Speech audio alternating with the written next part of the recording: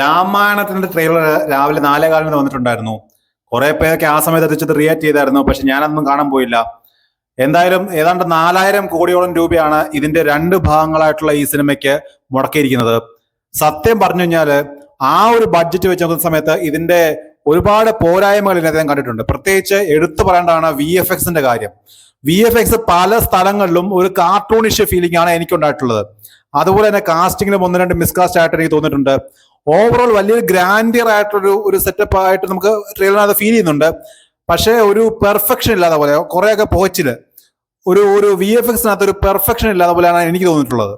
മൊത്തത്തിൽ ഈ ഒരു ട്രെയിലറിനകത്ത് രാവണനാണ് സ്കോർ ചെയ്തേക്കുന്നത്. അന്യായ സ്ക്രീൻ പ്രസൻസ് യഷിന്റെ. അത് പക്ക ആ ഒരു വില്ലൻ, ആ ഒരു രാവണനായിട്ടുള്ള ആ ഒരു എഫക്ട് നമ്മളിലേക്ക് കിട്ടുന്നുണ്ട് അത് കാണുന്ന സമയത്ത്. ത്രൂ ഔട്ട് രാവണനായിട്ട് പുള്ളി അങ്ങ് വിളയാടിയിരിക്കുകയാണ്. അതിന്റെ സ്ഥാനത്ത് രാമൻ നോക്കുന്ന സമയത്ത് എന്തോ ഒരു ചേർച്ചയില്ല. രാമൻ രൺബീർ കപൂർ ഭയങ്കര മിസ്കാസ്റ്റ് ആയിരുന്നു. ഒരു രാമനായിട്ട് നമുക്ക് അങ്ങോട്ട് ഫീൽ ചെയ്യുന്നില്ല രാമനായിട്ട്. അതുപോലെ തന്നെ സീതയായിട്ട് സായി പല്ലവിയും ഒരു ഓറ ഫീൽ ചെയ്യുന്നില്ല. രാമനും സീതയ്ക്കും ഒരു ഓറ ഫീൽ ചെയ്യുന്നില്ല. അവർ രണ്ടുപേരും ഭയങ്കര മിസ്കാസ്റ്റ് ആയിട്ടാണ് തോന്നിയിട്ടുള്ളത്.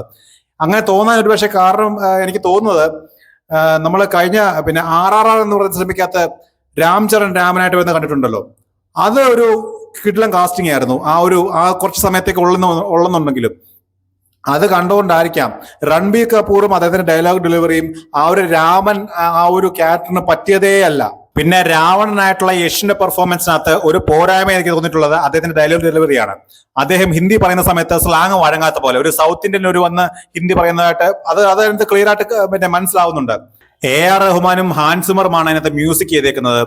രണ്ടുപേരും കലക്കിയിട്ടുണ്ട് ത്രൂ ഔട്ട്. രാമന്റെ മ്യൂസിക് ആയിക്കോട്ടെ, രാവണൻ കാണിക്കുമ്പോൾ ഉള്ള മ്യൂസിക് ആയിക്കോട്ടെ, സീതയുടെ മ്യൂസിക് ആയിക്കോട്ടെ, ആ ഇമോഷൻസ് വരുമ്പോൾ ഉള്ള മ്യൂസിക് ആയിക്കോട്ടെ, എല്ലാം തന്നെ നമുക്കൊരു ഫീലാണ്. നമുക്കുള്ളിൽ കിട്ടുന്നുണ്ട് ആ സാധനം, അവരുടെ മ്യൂസിക്. അത് ആര് ചെയ്താന്നുള്ളതൊന്നും പ്രത്യേകിച്ച് മനസ്സിലാവുന്നൊന്നുമില്ല. എന്തായാലും നല്ല രീതിയിൽ തന്നെ ഹാൻസ് സിമർ ഒരു വിദേശത്തു നിന്ന് വന്നിട്ടുള്ള ഒരു മ്യൂസിക് ഡയറക്ടർ ആണെന്നുണ്ടെങ്കിലും ആ ഒരു ഇന്ത്യൻ കൾച്ചർ ഉൾക്കൊണ്ടുകൊണ്ട് അദ്ദേഹത്തിന് മ്യൂസിക് ചെയ്യാൻ സാധിച്ചു എന്നുള്ളതാണ് ഞാൻ ഈ ട്രെയിലറിനകത്ത് മനസ്സിലാക്കുന്നത്.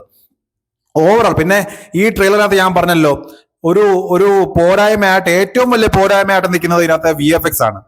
അത് 4000 കോടി രൂപയാണ് രണ്ട് സിനിമയുടെയും കൂടി ബഡ്ജറ്റ് വരുന്നത്. അതിനനുസരിച്ചുള്ള ഒരു VFX സിനിമയ്ക്ക് അദ്ദേഹം കാണുന്നതേ ഇല്ല. പ്രത്യേകിച്ച് ആ ഒരു കാർഡ് കാണിക്കുന്ന കാർഡിന്റെ ഷോട്ടൊക്കെ വരുന്ന സമയത്ത് അത് പക്ക ഫേക്ക് ആയിട്ടുള്ള കാർഡാന്നുള്ളത് മനസ്സിലാവുന്നുണ്ട്. എന്തോ ഒരു ഗ്രീൻ സ്ക്രീനോ ബ്ലൂ സ്ക്രീനോ അങ്ങാണ്ട് വെച്ചിട്ട് ചെയ്തതാന്നുള്ളത് മനസ്സിലാവുന്നുണ്ട്.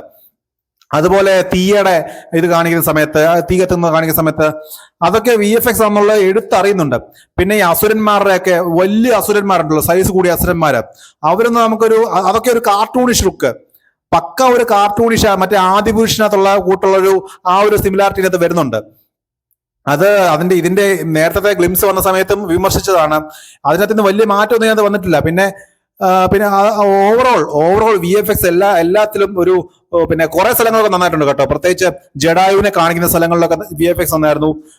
അങ്ങനത്തെ കുറച്ച് സ്ഥലങ്ങളുണ്ട്. അല്ലാതെ ബാക്കിയുള്ള എല്ലാ സീനുകളിലും ഈ VFX അത് ബാക്ക്ഗ്രൗണ്ടിൽ ഗ്രീൻ സ്ക്രീനോ ബ്ലൂ സ്ക്രീനോ യൂസ് ചെയ്തിട്ടുണ്ടെന്നുള്ളത് എടുത്തറിയുന്നുണ്ട്. ഒരു എടുപ്പ് വരുന്നുണ്ട് ആ രീതിയിൽ. പിന്നെ ഈ 4 മിനിറ്റുള്ള ട്രെയിലറിനകത്ത് ഹനുമാനെ കാണിച്ചിട്ടില്ല. ഹനുമാനായിട്ട് സണ്ണി ഡിയോളിനെയാണ് കാസ്റ്റ് ചെയ്യപ്പെട്ടിരുന്നത്.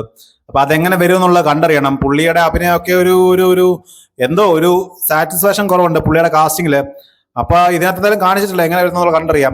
പിന്നെ ഓവറോൾ എന്തൊക്കെ ആയാലും ആദിപുരുഷ് എന്ന സിനിമയെക്കാട്ടിലും ഇതിന്റെ ട്രെയിലർ ഒരുപാട് ബെറ്റർ ആണ്.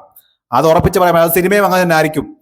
എന്തായാലും നിതീഷ് തിവാരിയാണ് എന്റെ സംവിധായകൻ. അദ്ദേഹമാണ് ദംഗലും ചിച്ചോരയൊക്കെ എടുത്തിട്ടുള്ളത്.